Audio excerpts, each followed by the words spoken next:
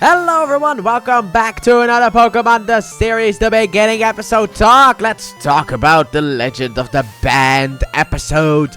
And technically the only one of the band episodes that actually is important and isn't just some kind of a filler episode. But we finally make it to the Safari Zone and Ash is so excited and he's singing. Brock asks Misty to tell Ash to stop singing, and Misty joins in, Pikachu joins in, and when Brock joins in, there's an old man who hates it, and he tells them to stop, and points his gun at the gang. So they go inside for the Safari Zone match, and Kaiser basically explains, the man's name is Kaiser, that you're only allowed to use the Safari Balls and the fishing rod. No Pokemon are allowed. And when Ash starts to question it, he gets a gun in his face. Yep, that's why the episode was banned. Also, Misty finds a picture of a Dratini, and Kaiser's like, no, there are no Dratini here, no, and then moves over to the other room. A little bit of an issue with this part of the episode, because why would you, you don't want anyone to know that there's a Dratini in here, yet you proudly hang a picture of yourself with Dratini in the actual room,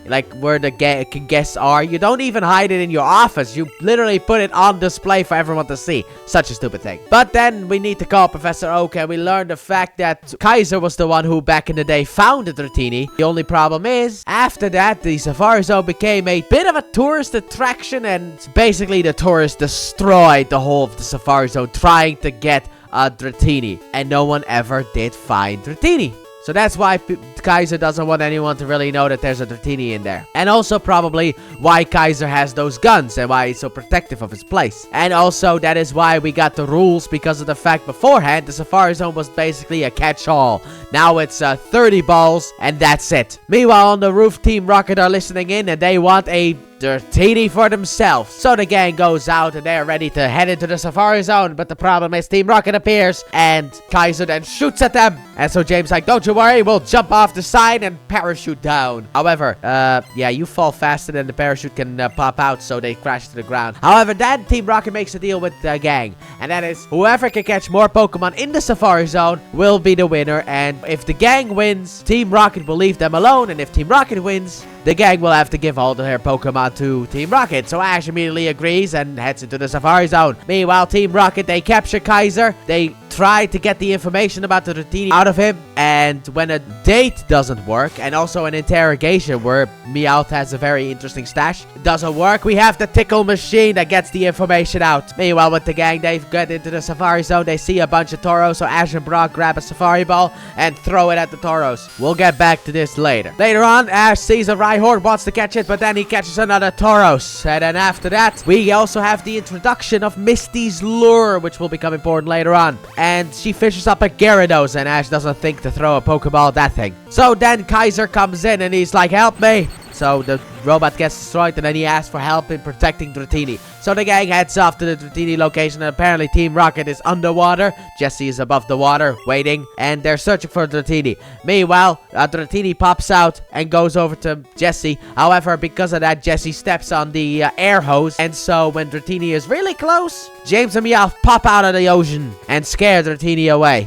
At which point the gang then appears and Meowth has a plan to bomb it. We'll bomb the place and that way we'll be able to get our hands on all the Pokemon. They'll be knocked out. It's not how that works in the real world, but let's just go with it. So they throw in the bomb and then Kaiser jumps in after the bomb, but he's an old man, so Ash is like, I'm gonna go, but initially gets stopped, but then he doesn't get stopped. Misty sends out Starmie in order for Ash to be able to go down there faster, and then Ash gives Starmie to Kaiser, who then takes Kaiser back up, and Ash continues on downwards. And my first thought was like, why are you not using your Squirtle? And my second thought was like, oh, he probably had to leave them back at the other area, which means that Team Rocket could have easily stolen Ash's Pokemon, except for Pikachu, but whatever. So Ash swims down, he grabs the bomb, he swims back up, but sadly enough, it is too far down, so Ash kind of starts to drown until a mysterious Pokemon appears, and then a whirlpool appears within the lake, and then Dragonair pops out, and it turns out that Dragonair was the Dratini from so long ago, and Ash throws the bomb towards Team Rocket, and then it explodes. Team Rocket is gone, and Kaiser has a reunion with the beautiful Dragonair. And this is not the only time Ash will be riding a Dragonair. Maybe next time you'll be able to catch catch it, good old friend. And that is where the episode basically ends. And to end the episode fully off, Ash calls Professor Oak, and Professor Oak is like, so did you catch any Pokemon in the Safari Zone? Because earlier in the episode he was mad about that. And Ash is like, yeah, I did. They should be coming in right now. And apparently he got nothing but Tauros. And I hate him for this. Because do you have any idea how much I like Tauros and how difficult it is to get that Pokemon in the Safari Zone? Alright, normally I like to have a Tauros on my team. Also because it comes from the Safari Zone. A special type of Pokeball to have on the squad. The thing is that Tauros is notoriously difficult to find. Because regularly in Red, Blue, Fire and Leaf Green, and also I guess Green, you can only find a Tauros in the Safari Zone 1% or 3% of the time, and then catching it has a catch rate of 45, which is a bad catch rate. It is a really difficult Pokemon to catch. And Yellow makes this kind of easier, but also kind of not. Because they increase the appearance rate for Tauros to 10% instead of 3. As a reference to the fact that Ash got 30 of the things. But what they didn't do was increase the catch rate. So you still have a terrible time catching Tauros. I hate catching Tauros in the Safari Zone. I never get lucky enough to be able to catch one of those things. And then this man comes along and he just has 30 of them. I would just like one. But overall, I really enjoyed this episode, and I find it such a shame that it is one of the legendary banned episodes. Because in the last episode, as I talked about, we had a couple of guns in that episode too. And earlier on, during the Squirtle Squad episode, we also had guns pointed at Ash. And those episodes were dubbed. Also, 4Kids is notorious for just removing guns and replacing them with nothing, mainly in Yu-Gi-Oh! So why didn't they just do that here? This episode is actually really good, and they just skipped it over. It's also important because, you know, we have the introduction of Misty's lure. We have the fact that Ash catches 30 Tauros. And also, Ash tries to catch a Rhyhorn, which will come back into play later on. A lot later on. I'll talk about...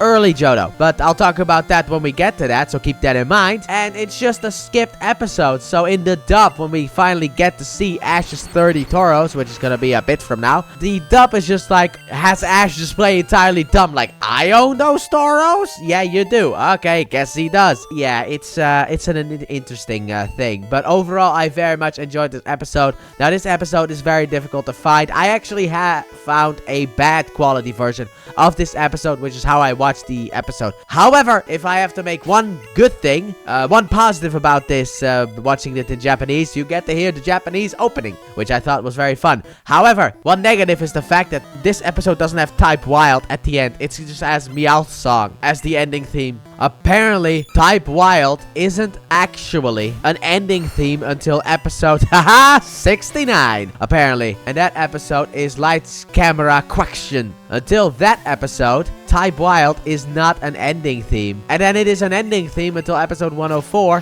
which is the Bound for Trouble. Which is kind of weird why it's so beloved by a lot of people when it's not even the original ending theme. But that's a bit of a sad thing. But I'm gonna hand it over to you guys. So, what did you guys think about it? Let me know in the comment section down below. And with that being said, thank you all so very much for watching. And I do hope you guys have enjoyed.